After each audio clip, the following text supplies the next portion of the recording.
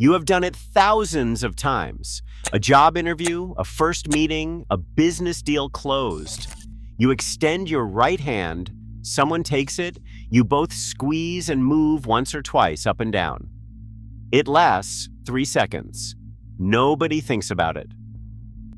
But the reason your right hand goes out first, the reason it is always the right, and the reason this gesture exists at all. That story starts with the possibility that the person in front of you was about to kill you.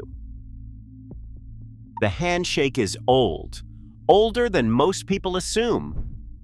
The earliest known depictions of it come from ancient Assyria, roughly 2,800 years ago. Stone carvings show kings and gods clasping hands as a transfer of power, a symbolic act confirming that authority had passed from one to the other. In ancient Greece, the gesture appears on funeral monuments, two people grasping hands as a farewell between the living and the dead. Homer wrote about it. Archaeologists have found it carved into walls across the ancient world. But the version most historians point to as the direct ancestor of the modern handshake comes from medieval Europe. And the reason it developed there tells you something uncomfortable about how people used to treat each other. When two people met on a road in medieval Europe, particularly two armed men, the question was not how to greet each other. The question was whether the other person was about to reach for a weapon. Knights and soldiers carried swords on their left hip, drawn with the right hand. Extending your right hand toward a stranger accomplished two things at once. It showed that your weapon hand was empty, and it prevented that hand from reaching for a sword while you were gripping someone else's hand. The handshake was not a gesture of welcome. It was a mutual verification that neither person was about to commit violence. The warmth came later. The original meaning was closer to a temporary truce. The up and down motion has its own explanation, and it is similarly practical. The shaking movement was used to dislodge anything hidden in the sleeve. A small blade, a vial of poison, a concealed weapon.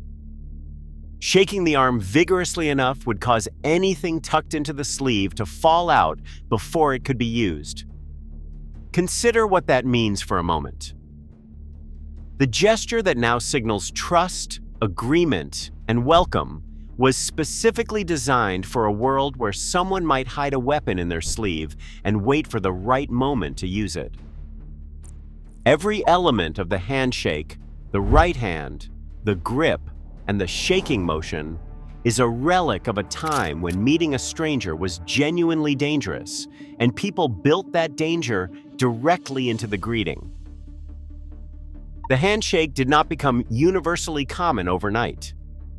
For most of European history, it was used primarily between equals. You did not shake hands with someone above your social station. You bowed, you nodded, you removed your hat. The handshake was a gesture that implied rough equivalence between the two people performing it. The group most responsible for spreading the handshake as a universal greeting was the Quakers.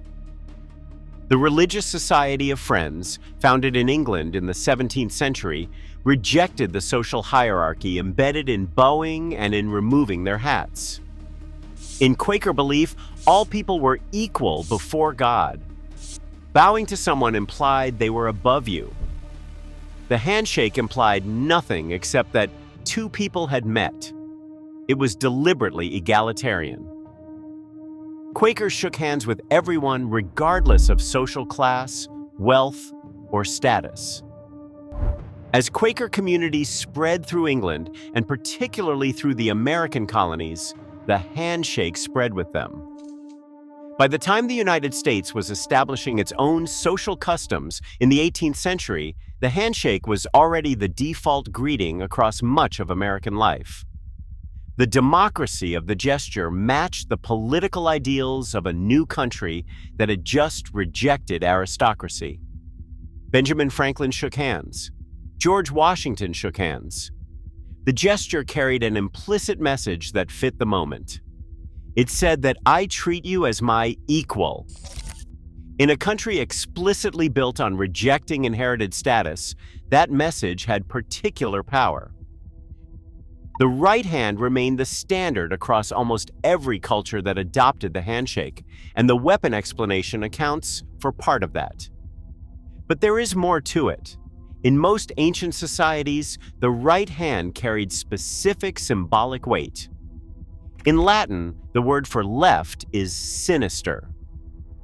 The original meaning was simply left-handed, but the association with danger, bad luck, and untrustworthiness runs through dozens of languages and cultures. Left-handed children were forced to write with their right hand in European schools well into the 20th century. The right hand was the hand of oaths, of contracts, of sacred agreements. When you swear on something, you raise your right hand. When you place your hand on a Bible in court, it is your right hand. The Roman custom of shaking right hands to seal a contract, called the dextrorum iunctio, is depicted on coins, on monuments, on marriage documents. Extending the right hand was not just a greeting, it was a declaration of good faith visible to anyone watching. Today, the handshake carries almost none of this history on the surface. It is automatic. You do it without thinking. Job interview, first meeting, closing a deal. 3 seconds, and it is over. But the next time you extend your right hand toward someone, you are doing something that started as a weapons check. The empty hand, the shaking sleeve, the gesture that said, in a world where meeting a stranger could end badly, I am not here to hurt you. 3,000 years of human history compressed into 3 seconds, every single time. If you didn't know this, drop it in the comments. Subscribe so you don't miss the next one, and hit like if it was worth your time.